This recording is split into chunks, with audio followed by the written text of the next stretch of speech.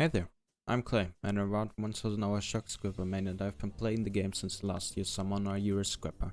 I wanna help you get your way to become an excellent shock scripper player with this guide, so let's first start with what shock scripper actually is. Shock scripper is a mid-slow playstyle utilizing scripper's green skills as main damage source, dealing big but slow damage. It's very efficient and short damage bursts and gives you time to think and do mechanics and still deal the majority of your damage instead of the counterpart, which is Taijutsu Scripper, that focuses on a high uptime playstyle. Okay, let's get into the skills. We use 5 green skills and 3 yellow skills for our optimal performance. Thereby the yellow skills provide buffs and are required for shock energy to simply use our green skills. Our first skill on the list is Charging Blow.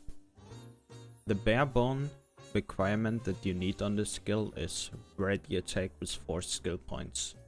Afterwards, if you still have skill points over and don't need those skill points in somewhere else, we can go into Stone Fist, or you can also take Ruthless at once. And the last skill would be Death Band for the higher attack speed and simply just more damage. We pretty much want to use the skill before every green skill for the application of ready attack. It's a powerful buff that we utilize as in general as every scrapper to buff our damage, and it's a very great skill. Charging Blow uses the bleed rune.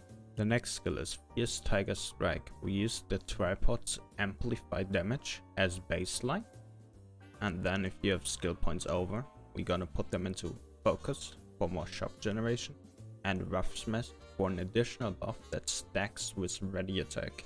So we can use Charging Blow and Fierce Tiger Strike before Death Rattle to unleash powerful damage.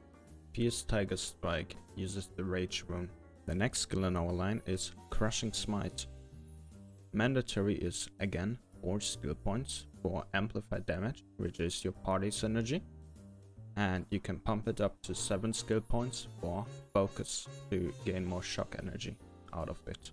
It's simply just used for shock generation, and you can either just tap it if you need a small burst of shock energy before using your skill, or you can use all 3 hits if everything else is on cooldown. Crushing Smite uses the quick recharge rune. The next skill, which is our main damage skill, is called Death Battle. We use the tripod's Quick Prep, Single Hit, and Shock Explosion. If, for example, you're on a boss fight that knocks you down, or you're learning it, you can swap Single Hit for Tenacity, but you shouldn't really do that. Single Hit is very powerful as a tripod. Death Battle uses Gale Wind. The next skill is called Round-Up Sweep. It uses the tripod's Swift Preparation to reset on a critical hit, Madman, and Reinforced Hit to make it become a fist instead of the normal swipe. It's pretty much your long range or like medium range option for counter. It resets itself. It's your overall filler if you don't have anything else to click. And also there's something specific that you can do with Death Rattle. It's a very, very good skill and definitely one of the best counter skills in the entire game. One-up sweep is good with Overwhelm due to it resetting on crit. Next skill, Chain Destruction Fist. We use the tripod Endless Rage, Flame Explosion or Tenacity, depending on what you prefer, and Shaking Ground. It's your 3rd highest damage skill, and it's a very long cast. That's why it's not high on the priority. It's hard to get the full damage out if the boss is mobile. Chain Destruction Fist uses Gale Wind. Next one, we have Supernova. This is our 2nd highest and a very fast casting skill for a shock skill. We utilize the tripod's Quick Pep, Piercing Strike, and Spinless Hit to deal the maximum amount of damage this skill can provide to you. Supernova uses Gale Wind. And the last skill is True Rising Fist. We utilize the tripod's Refined Skill, Objective Hit, and Dragon's Fury. It's a great, fast, or relatively fast casting skill that does the least damage out of our green skills, if we don't include roundup sweep, of course, because it's just our filler. And it has some great mobility to it that you can use to gap close to Rising Fist, uses Overwhelm or Galewind if you have it. The main awakening you will be using is Mysterious Art Blast of Ruination, because it simply just deals the most damage out of the two. If you can't really get it out in the fight, you can use Undefeated Dragon King.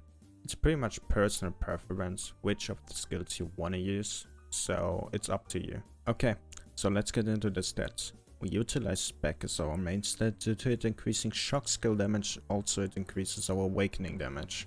Our second stat is Crit. Shock lacks a lot of natural crit generation, so we have to use stats and set effects like the Entropy back attack set, but more to it later on. Let's get to engravings. They are a bit tricky to figure out, but I will guide you through it. Our main engraving, as the class implies, Shock Training, increases our shock skill damage and shock energy recovery. It's pretty much the bread and butter of this scrapper. You should obviously use it.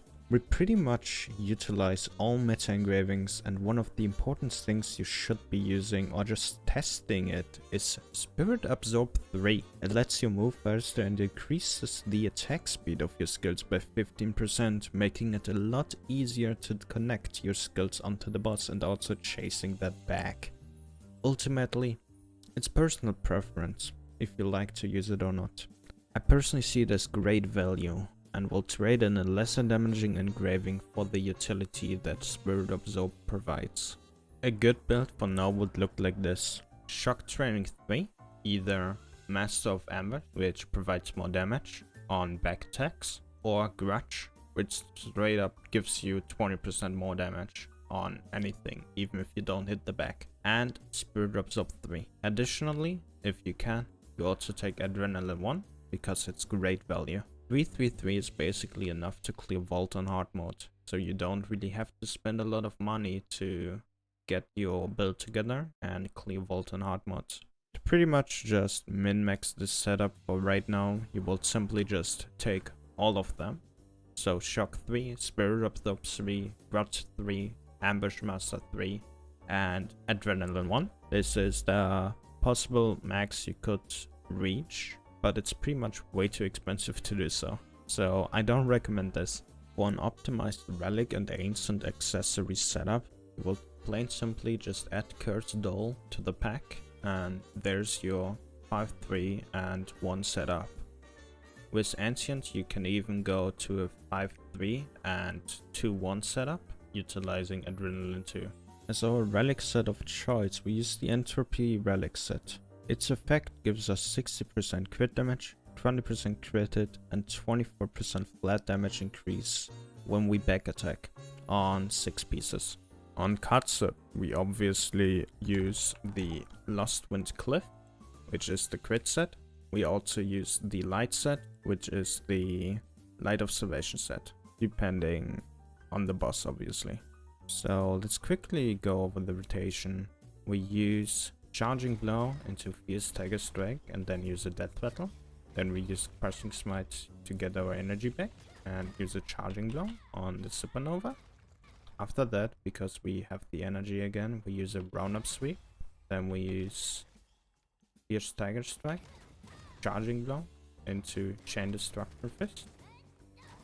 After that, we'll do another Crushing Smite, another Charging Blow, and a Torpedo. And then we'll just keep rotating our skills.